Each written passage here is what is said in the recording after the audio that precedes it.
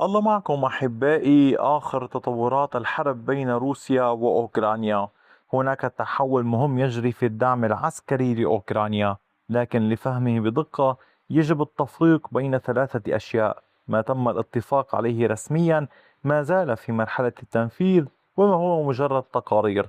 المؤكد أن فرنسا سمحت بإنتاج صواريخ سكالب بترخيص داخل أوكرانيا قبل نهاية عام 2026، والمؤكد أيضا أن فرنسا وإيطاليا سمحتا بإنتاج صواريخ أستر 30 الاعتراضية بترخيص داخل أوكرانيا.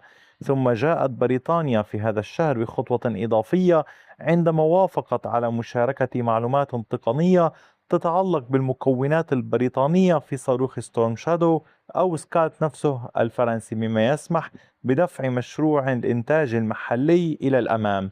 لكن هذا لا يعني أن خطوط إنتاج كبيرة تعمل بالفعل اليوم، ولا يعني أن أوكرانيا أصبحت مستقلة في تصنيع هذه الصواريخ. ما يحدث هو إزالة تدريجية للعقبات القانونية والتقنية أمام بناء هذه القدرة. وفي الوقت نفسه هناك مسار آخر يتعلق بالدفاع الجوي. أوكرانيا تخطط للحصول على منظومات SAMPT ورادارات وصواريخ أستير 30، بينما كشفت تقارير إيطالية عن حزمة واسعة يجري إعدادها في روما. إذن هل تنتقل أوروبا من مجرد إرسال الصواريخ إلى أوكرانيا إلى نقل جزء من القدرة على إنتاجها داخل الأراضي الأوكرانية؟ هذا هو السؤال الحقيقي. وفي 14 من يوليو من هذا العام أعلنت فرنسا رسميا السماح بالإنتاج المرخص لصواريخ سكالب داخل أوكرانيا، على أن يبدأ ذلك بأسرع ما يمكن وقبل نهاية العام. سكالب هو النسخة الفرنسية من عائلة الصاروخ البريطاني الفرنسي المعروفة أيضا باسم ستورم شادو، ولهذا فإن المشروع لا يعتمد على فرنسا وحدها. الصاروخ يتضمن مكونات وتكنولوجيا مرتبطة ببريطانيا أيضا. وفي 24 من أغسطس أعلنت لندن أنها ستسمح للشركة المصنعة بمشاركة معلومات تقنية مرتبطة بالمكونات البريطانية مع أوكرانيا، بهدف دعم قدرتها على إنتاج الصاروخ محليا. وهذه نقطة مهمة جدا. بريطانيا لم ترسل ببساطة دفعة جديدة من الصواريخ، هي فتحت جزءا من المعرفة التقنية اللازمة للمشروع. لكن يجب أن نحافظ على الدقة. هذا لا يعني أن أوكرانيا بدأت إنتاج ستورم شادو على نطاق واسع، بل يعني أن الطريق نحو إنتاجه أو تجميعه محليا أصبح أكثر واقعية من السابق.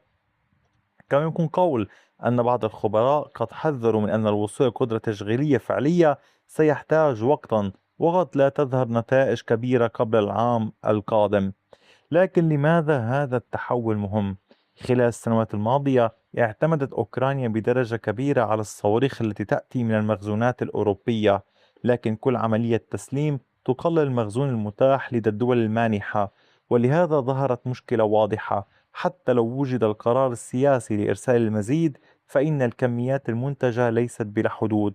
نقل جزء من الإنتاج إلى أوكرانيا قد يخفف هذه المشكلة على المدى المتوسط، ليس لأنه سيجعل أوكرانيا مكتفية ذاتيا فورا، بل لأنه يمكن أن يضيف قدرة إنتاجية جديدة مرتبطة بالصناعة الأوروبية نفسها.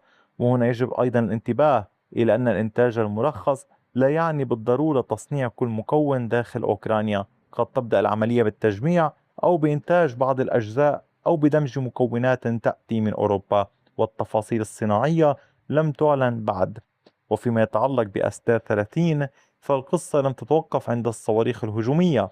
البيان الفرنسي الأوكراني الرسمي في يوليو أعلن أيضا أن فرنسا وإيطاليا سمحتا بالإنتاج المرخص لصواريخ أستر 30 داخل أوكرانيا. وهنا نتحدث عن مسار دفاعي مختلف تماما. أستر 30 هو صاروخ اعتراض يستخدم ضمن منظومة SAMPT الفرنسية الإيطالية للدفاع الجوي. وسبق وكان هناك فيديو خاص نشرته منذ مدة طويلة حول هذه الأنظمة. والنسخ الحديثة من المنظومة صممت لمواجهة الطائرات وصواريخ الكروز وبعض الصواريخ البالستية. أوكرانيا أعلنت نيتها طلب 4 منظومات SMPT-NG، والوثيقة الرسمية تنص أيضا على إدراج 5 رادارات GM 400 ورادار GF 300 ورادار كرونوس ضمن برنامج التمويل الأوروبي. هذه التفاصيل مهمة لأنها تعني أن المشروع ليس مجرد شراء صواريخ اعتراض منفردة، بل بناء منظومة دفاع جوي تشمل الرادار، منصات الاعتراض، والصواريخ. وفيما يتعلق بموضوع الحزمة الإيطالية بقيمة 3 مليارات يورو، هنا يجب التفريق بين ما هو رسمي وما هو مجرد تقارير.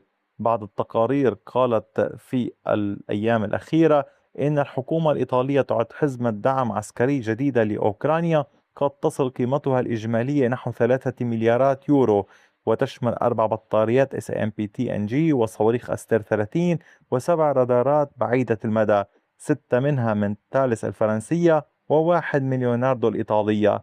لكن يمكن قول لا يمكن قول أن إيطاليا سلمت هذه الحزمة بالفعل أو قد أقرتها، ولكن يمكن قول أن وزير الخارجية الإيطالي أكد أن الحكومة تعمل على إعداد الحزمة الجديدة وأنها ستخضع للمسار الحكومي والرقابي المعتاد قبل الإرسال.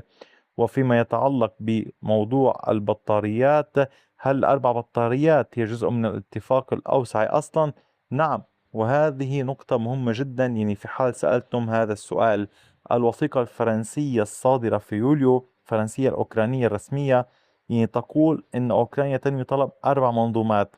والتقرير الذي يتحدث عنه الإيطاليون يعني يمكن قول لا يكشف مشروعا منفصلا بالكامل، بل يقدم تفاصيل عن كيفية مساهمة إيطاليا في تنفيذ هذا المسار الأوسع. وفيما يتعلق لماذا أستر 30 مهم لأوكرانيا، فواحدة من أصعب المشكلات التي تحدثنا عنها كثيرا هي مشكلات الدفاع الجوي الأوكراني بموضوع استهلاك صواريخ الاعتراض. حتى أفضل منظومة دفاع جوي تصبح محدودة إذا لم يكن لديها مخزون كاف من الصواريخ، وبالتالي السماح بإنتاج هذه القذائف أستر 30 داخل أوكرانيا يمكن أن يكون مهما على المدى الطويل. لكن مرة أخرى يجب عدم اختصار المسألة بعبارة أوكرانيا ستنتج صواريخ أستر الآن. الأدق هو فرنسا وإيطاليا سمحتا بالإنتاج المرخص، يعني الترخيص، والعمل يجري على تحويل القرار إلى قدرة صناعية فعلية. كما قرر الدولتان تسريع تسليم عدد متفق عليه من صواريخ أستر 30 قبل أكتوبر من هذا العام وفق البيان الرسمي.